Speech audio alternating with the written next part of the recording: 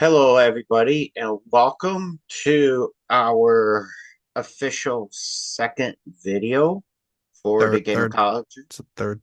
It's the third, It's the third. Days Gone. The Days Gone Resident Evil, but not Resident Evil 5. are we counting Days Gone? It's on the channel.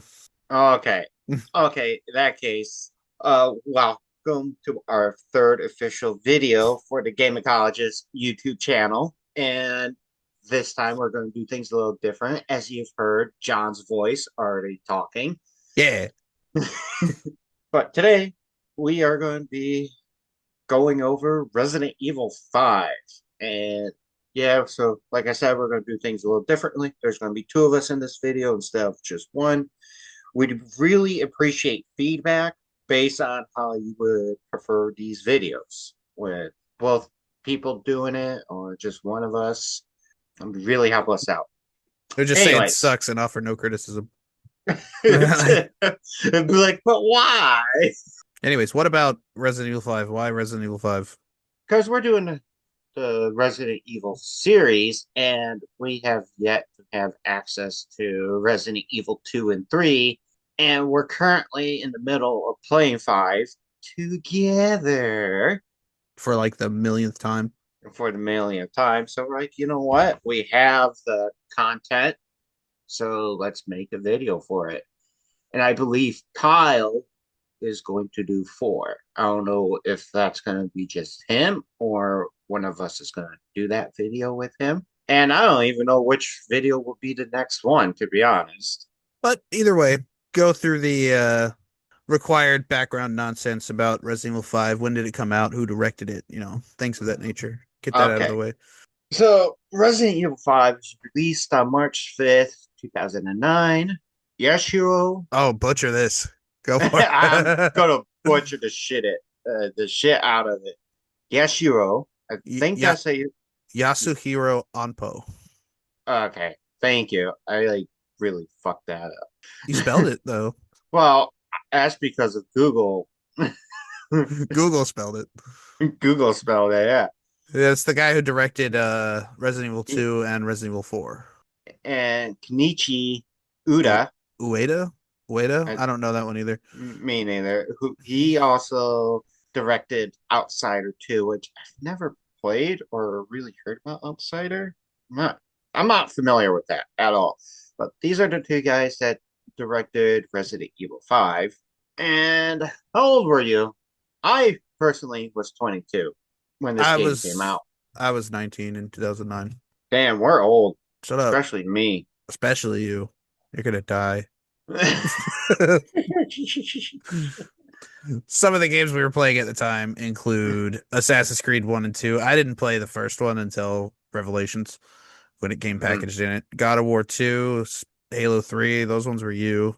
Spider-Man Yeah, 3 and MGS 4 and GTA 4. I was playing the shit out of those. I didn't. I'm gonna be honest. I never played any of the Spider-Man movie tie-in games. I've Oh only man, they were great. okay. I just never got the chance to do it. But hey, continuing, I did play a shit ton of MGS4, GTA 4, Fable 2, Gears of War 2, Ghostbusters. That was John. That one, I've been recently replaying that again. I have the Switch port and I fucking love that game. I want to do a video on that in the future. I'll probably do it by myself.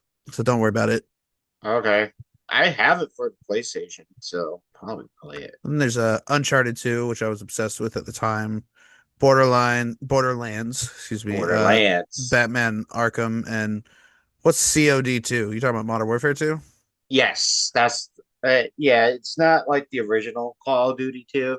I was just too lazy to put Modern Warfare 2. So basically the height of the PS3 era. Yes, so this and all these games came out between. I think we went back and we looked up games that came out that we were more than likely playing from 2007 to 2009. So, like, if you hear some of these titles, you're like, well, that didn't come out in 2009. Well, there's your answer. Yeah, it's just what we were playing at the time. How did you find out about Resident Evil 5 back then that it was I coming out? I was a Game Informer subscriber. which was cool because back in the day, if you had a GameStop membership, it was free. They would send you the magazine every month to you for free. quote So unquote free. yeah, but you had to have the GameStop membership. If you didn't, then you would be paying for the subscription to Game Informer. I used to kind of, if I was obsessed with something or a franchise or like a band I like was coming out with a new album, I would check their website like every single day. And so back then, I don't really do that much anymore, but pretty sure it was GameTrailers.com. I remember that before Resident Evil 4 came out, I used to check that website all the time, and I was there when they released like the Hookman demo, which was the original concept for Resident Evil 4, which mostly ended up getting scrapped and the game became something else entirely when it finally released. But things like that, I would check websites, basically internet gossip, which is still a thing nowadays where a lot of it ends up just not even being true. Just like, oh, look at this info that leaked about this game that's coming out, and then the game finally comes out, and it's nothing like the original information that was leaked. That's why it's a leak. Like they didn't want to put that out because it's not finalized yet. Basically, internet gossip is how I ended up finding out about Resident Evil 5. I had Game Informer as well back then, but mostly just internet hype. Yeah, I definitely preferred Game Informer over Internet Hype because it's a lot more accurate, considering it was a reputable source. Unlike today, where IGN started with Game Informer and then they became like their own thing, and now they're corporate shells. It is more accurate. Like it's more accurate information because it's like sponsored and sent by the Hmm. actual companies themselves. But the trade-off with the leaks is that you get that information earlier. Yeah, with a Game Informer or any other like magazine source back in the day, you weren't finding out about something until it was near completion and it had a due date for the most part. Every once in a while, like there's a section in the back of the magazine where they would talk about potential games that were coming out or some other projects, but they were much smaller ones. Well, Resident Evil 5 was Capcom's number one selling game until Monster Hunter World came and took that title away from it, despite I guess you could call it a controversy, but I don't know. So the game takes place in Africa, and the infected are Africans. So it does look like if you didn't know anything about the game and just watched like a random segment of gameplay, it does look like you're shooting a disproportionate amount of black people, which you are, because it takes place in Africa. And I can see why people would have issue with that. But if the game took place in Mexico, you'd be shooting a lot of Mexicans. If the game took place in Canada, you'd be shooting Canadians. Yeah, some people didn't really like that, but Well, they're the kind of people that look for issues in anything and everything and make something out of nothing. yeah, but I could see if you didn't know the game's lore and you didn't know the game's plot and you just watched certain gameplay segments, I could see where that opinion could be formed. I don't think it's completely crazy that people would think that. It does, again, if you don't know what's going on in the game or you don't know it takes place in Africa, it does look bad. But either way, yeah, that was the quote unquote controversy surrounding the game. We have been playing it over and over again since 2009. I've had it on PS3, I have it for the Switch, I have it for the PS4, and I'd say about once a year, me and you go back and play it again. We're currently halfway through it now, as of the recording of this video, doing another playthrough of the game. Why do you play it so often? Because it's my favorite one. Of Resident Uh, Evil? yeah, of the Resident Evil franchise, it's my favorite Resident Evil game. I would say that out of out of the eight, as of this recording, there's eight mainline numbered Resident Evil games. It's absolutely not my favorite.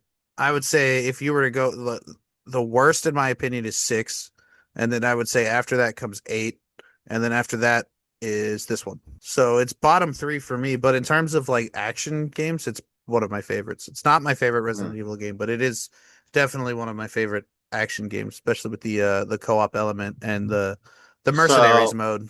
Being able to co-op mercenaries is amazing. is it really bottom three? Because there's also Code Veronica.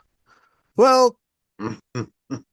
I don't know if that counts as like a mainline one. I suppose it does. But Code Veronica mentioned it on the podcast. It just has that one where it switches characters and doesn't tell you. And I got screwed because all my good weapons were on Claire, and then it swapped to Chris for the final boss. Other than if it didn't do that, I would say Code Veronica was amazing, but it just kind of screwed me over at the last minute there. You were If I'd so have known, mad about it. it like soft locked me out of the game. I couldn't, I could not beat the final boss, and it wasn't like I was very conservative. I had plenty of ammo to beat the boss, but it was on Claire, and it swaps me to Chris. The game good. I would say the game is good because of the co-op element. If you play by yourself, the AI for your partner is in my personal experience just dumb. It is. I would play as Chris and give Sheva three different weapons and she would only use one of them. Like she would only use her handgun and she'd have plenty of shotgun and submachine gun rounds, but once she ran out of handgun ammo, she would just stop shooting. That could be, I mean, the game's been re-released on multiple consoles in a couple of generations. That could be maybe the version I was playing.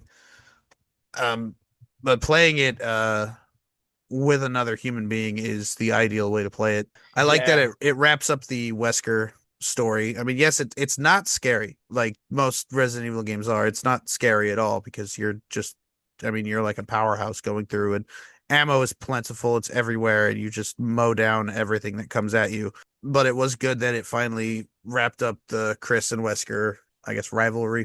Yeah, the whole thing between uh, Chris and Wesker is wrapped up. But that's the reason why it's like my personal favorite is because of that whole storyline between Chris and Wesker. It's finally wrapped up as of now because the way they build Wesker is he's a man with a plan. He has like 20 different backup plans, right? He's always like 10 steps ahead. But in this game, he's melting in volcano lava because he's in the middle of a volcano. And then Chris and Sheva shoot Wesker in the head with RPGs. Takes two RPG shots to the head while waist deep in lava. What's your backup plan for But I'm that? saying, like, he could have had like a clone facility, you know, Well, or something. he's not a real person. He's man-made. But Yeah. either way, I, but that's what I'm saying. Like the way they set it up at the end of five is they could keep him dead, or they could bring him back and progress that arc between Chris and Wesker further. Because like at this point, Chris thinks it's done, but like all the events that led up to that and afterwards have made him kind of a dick.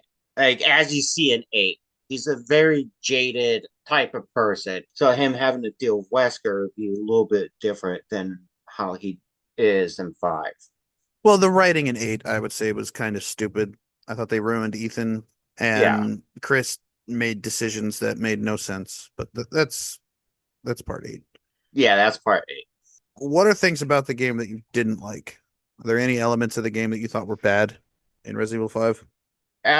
Yeah, there's despite it being my favorite because of the storyline and like the I do like the mechanics like when you're playing with someone else because the mechanics are they're super smooth.